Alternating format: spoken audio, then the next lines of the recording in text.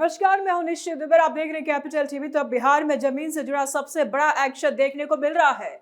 सरकार ने बेतिया राज की जमीन को लेकर 2 कदम उठाया है। वो किसी साधारण प्रशासनिक कार्रवाई जैसा नहीं है, बल्कि एक तरह का सर्जिकल स्ट्राइक माना जा रहा है।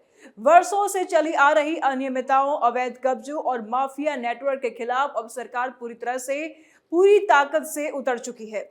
उप मुख्यमंत्री विजय कुमार सिन्हा ने साफ शब्दों में कह दिया है कि सरकारी जमीन पर किसी भी तरह का कब्जा अब बर्दाश्त नहीं किया जाएगा, चाहे वो कितना ही पुराना हो या प्रभावशाली क्यों ना हो। और इस पूरे अभियान की खास बात यह है कि सरकार केवल कागजी कार्रवाई तक सीमित नहीं रहना चाहती, बल्कि जमीन पर सीधे एक्शन लेने की तैयारी में है।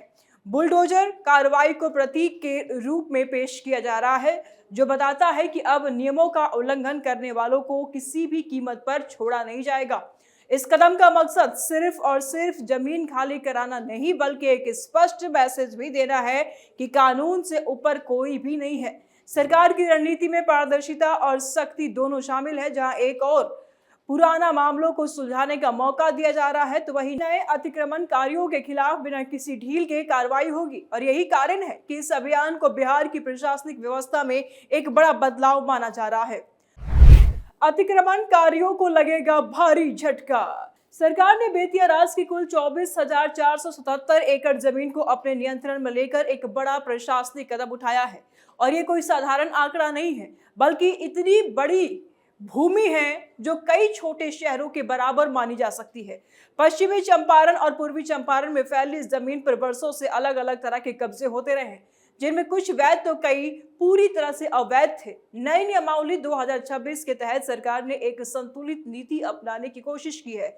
जिन लोगों ने 1 जनवरी 1986 से पहले से जमीन पर कब्जा किया हुआ है, उन्हें एक अवसर दिया जा रहा है कि वो अपने दस्तावेज पेश करें, तय राशि जमा करके उस जमीन का वैध मालिकाना हक प्राप्त कर ले।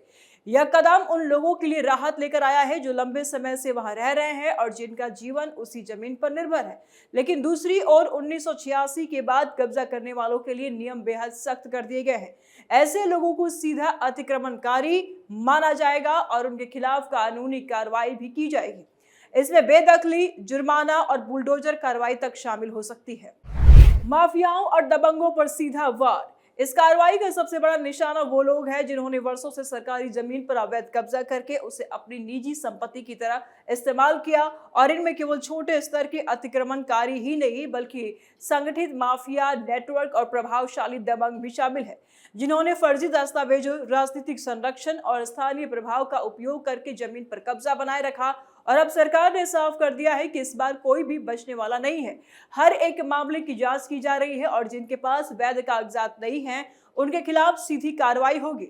बुलडोजर को इस पूरे अभियान का प्रतीक बनाया गया है, जो ये दिखाता है कि अब केवल चेतावनी नहीं, बल्कि वास्तविक कार्रवाई भी होगी। सरकार का यह भी कहना है कि गरीब और वास्तविक जरूरतमंद लोगों को राहत दी जाएगी, लेकिन जो लोग हाल के वर्षों में कब्जा करके बैठे हैं, उन्हें किसी भी प्रकार की छूट नहीं मिलेगी। ये नीति एक संतुलन बनाने की कोशिश है, जिसमें न्याय और सख्ती दोनों शामिल है। जनता पर क्या असर पड़ेगा? इस पूरे अभियान का सीधा असर आम जनता पर पड़ने वाला है और इसके परिणाम कई स्तरों पर भी देखने को मिल सकता है। सबसे पहले, जब बड़ी मात्रा में जमीन अतिक्रमण से मुक्त होगी, तो उसका उपयोग जनहित के कार्यों में किया जा सकता है और इससे स्कूल, अस्पताल, सड़क और अन्य बुनियादी ढांचे के विकास को बढ़ावा मिलेगा। और इसके अलावा जिन लोगों ने वर्षों से वैध रूप से जमीन पर कब्जा कर रखा है, उन्हें मालिकाना हक मिलने की भी संभावना है, जिससे उनकी सामाजिक और आर्थिक स्थिति मजबूत होगी। यह उनके लिए एक बड़ी राहत होगी, क्योंकि लंबे समय से वे अनिश्चितता की स्थिति में जी रहे थे। हालांकि जिन लोगों ने हाल के वर्षों में अवैध कब्जा किया है, उनके लिए ये स्थिति चुनौतीपूर्ण हो सकती है। उन्हें अपनी जमीन छोड़नी पड़ेगी, वैकल्पिक व्यवस्था करनी होगी और इसे कुछ स्थानों पर विरोध भी देखने को मिल सकता है। फिर भी लंबे समय में ये कदम कानून व्यवस्था को मजबूत करेगा और विकास की प्रक्रिया को और तेज करेगा। राजनीतिक माहौल में तूफान। इस मुद्दे ने राजनीतिक माहौल को भी काफी गर्म कर दिया है। जहां सत्तारूढ़ पक्ष इसे एक ऐतिहासिक और जरूरी कदम बता रहा है, तो वही विपक्ष इसे लेकर सवाल उठा रहा है। विपक्ष का कहना है कि इस तरह की कार्रवाई से गरीब और कमजोर वर्ग प्रभावित हो सकते हैं, जबकि सरकार का दावा है कि पूरी तरह से कानून के अनुसार और पारदर्शी प्रक्रिया के तहत किया जा रहा है।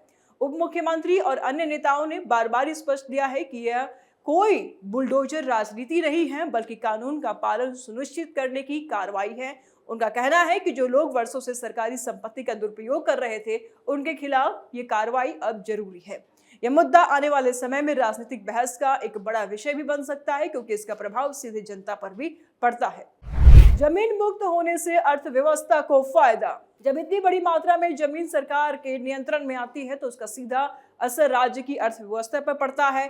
24,000 एकड़ से अधिक भूमि का उपयोग यदि सही तरीके से किया जाए तो यह विकास के नए अवसर पैदा कर सकती है और इस जमीन पर औद्योगिक परियोजनाएं, कृषि विकास, आवास योजनाएं और अन्य बुनियादी ढांचे विकसित किए जा सकते हैं और इससे न केवल रोजगार के अवसर बढ़ेंगे बल्कि राज्य की आय में भी वृद्धि होगी। इसके अलावा निवेशकों के लिए भी यह एक सकारात्मक संकेत होगा कि सरकार जमीन से जुड़े विवादों को सुलझाने के लिए गंभीर है। बुलडोजर अब दूसरे राज्यों में भी दौड़ेगा। इस पूरे अभियान का सबसे चौंकाने वाला पहलू यह है कि बेतिया राज की जमीन केवल बिहार तक सीमित नहीं है, बल्कि उत्तर प्रदेश जैसे दूसरे राज्यों में भी फैली हुई है। प्रयागराज, गोरखपुर, कुशीनगर, बस्ती, अयोध्या, महाराजगंज, मिर्जापुर और वाराणसी जैसे जिलों में इस जमीन के हिस्से मौजूद हैं और ऐसे भी बिहार सरकार ने यह निर्णय लिया है कि इन राज्यों में स्थित जमीन पर भी कार्रवाई की जाएगी। यह फैसला प्रशासनिक रूप से काफी जटिल है, क्योंकि इसमें दो राज्यों के बीच समन्वय की आवश्यकता होगी, लेकिन सरकार ने इसके लिए विशेष अधिकारियों की नियुक्ति कर दी है जो इन क्षेत्रों में जमीन की स्थिति का आकलन करेंगे और आवश्यक कार्रवाई सुनिश्चित करेंगे। यदि किसी व्यक्ति को इस प्रक्रिया पर आपत्ति है तो उसे संबंधित प्राधिकरण के लिए उसके पास अपनी बात को रखने का मौका भी मिलेगा, लेकिन यदि कोई व्यक्ति तय समय में आवश्यक दस्तावेज प्रस्तुत नहीं करता है तो निर्धारित राशि जमा करना होगा और नहीं करता है तो उसके खिलाफ सख्त कार्रवाई की जाएगी, जिसमें बेदखली और बुलडोजर कार्रवाई शामिल है। इस कदम को एक बड़े मैसेज के रूप में देखा जा रहा है कि सरकारी संपत्ति चाहे किसी भी राज्य में हो, उस पर अवैध कब्जा करने वालों को अब बख्शा नहीं जाएगा। ये नीति भविष्य में अन्य राज्यों के लिए भी एक मॉडल बन सकती है। इतिहास की जड़ों से शुरू हुआ संघर्ष। बेतिया राज की कहानी कोई आज की नहीं है, बल्कि सदियों पुरानी है, जिसकी जड़ें ब्रिटिश काल तक जाती है।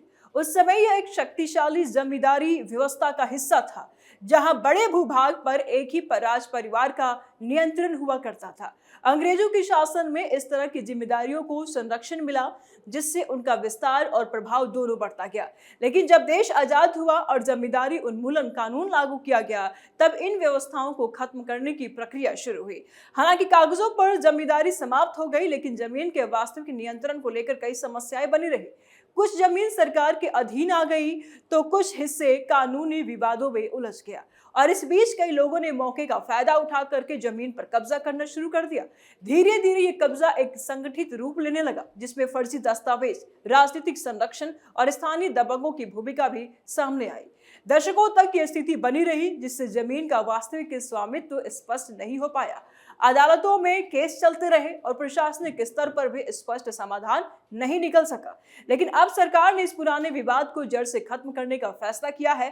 2024 में पारित अधिनियम और 2026 के नए नियमावली इसी दिशा में एक निर्णायक कदम मानी जा रही है, जो इस ऐतिहासिक समस्या का स्थायी समाधान देने की कोशिश कर रही है। बिहार में गरजा बुलडोजर। बिहार में इस अभियान की शुरुआत केवल कागजी घोषणा तक सीमित नहीं रही, बल्कि जमीनी स्तर पर भी कार्रवाई भी तेजी से शुरू हो चुकी है। पूर्वी चंपारण के घोड़ासहन इलाके में बुलडोजर चलाकर 76 डेसिमल जमीन को अतिक्रमण से मुक्त कराया गया, जो इस अभियान का एक स्पष्ट उदाहरण है।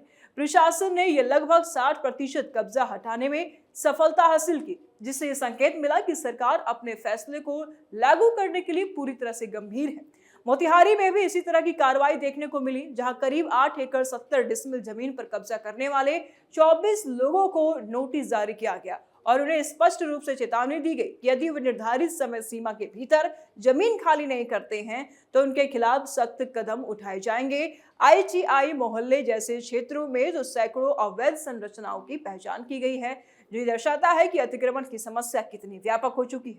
प्रशासन ने इन सभी मामलों को चिन्हित करके एक व्यवस्थित तरीके से कार्रवाई शुरू कर दी है और ये सब केवल शुरुआत है। सरकार पूरे राज्य में व्यापक सर्वेक्षण करवा रही है ताकि हर इंच जमीन की स्थिति स्पष्ट हो सके और इसके बाद चरणबद्ध तरीके से कार्रवाई की जाएगी, जिससे कोई भी अवैध कब्जा बच ना पाए।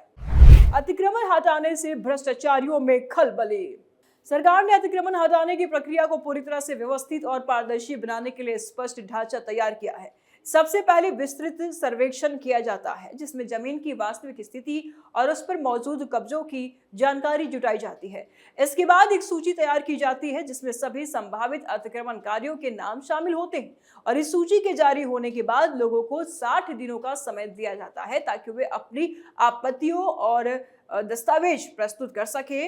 और एक महत्वपूर्ण चरण है क्योंकि इससे उन लोगों को अपनी बात रखने का मौका भी मिलता है जिनके पास वैध कागजात हो सकते हैं और उसके बाद जिला स्तर पर नियुक्त विशेष अधिकारी इन मामलों की सुनवाई करते हैं। 90 दिनों के भीतर निर्णय लेने की प्रक्रिया पूरी की जाती है। यदि कोई व्यक्ति अपने दावे को साबित नहीं कर पाता तो उसे अतिक्रमणकारी माना जाएगा और उनके खिलाफ कार्रवाई भी की जाएगी। बिना दस्तावेज वाले मामलों में बिहार लोक भूमि अतिक्रमण अधिनियम 1956 के तहत कार्रवाई की जाती है जिसमें बेदखली और अन्य कानूनी कदम शामिल होते हैं और साथ ही ऐतिहासिक और सांस्कृतिक महत्व की इमारतों को बचाने के लिए पुरातत्व विभाग की सहायता ली जाती है। इस पूरी प्रक्रिया का उद्देश्य ये सुनिश्चित करना है कि कार्रवाई निष्पक्ष हो, कानूनी और प्रभावी हो। अंत में कहा जा सकता है कि यह कदम बिहार के लिए एक बड़े बदलाव की शुरुआत है। यदि इसे सही तरीके से लागू किया गया तो ये राज्य के विकास और कानून व्यवस्था दोनों को मजबूत करेगा। कमेंट बॉक्स में अपनी राय आप जरूर दें, वीडियो को लाइक करें, ज्यादा से ज्यादा शेयर करें, चैनल को सब्सक्राइब करें। जल्द मिलते हैं नए अपडेट के साथ। दीजिए इजाजत, नमस्कार।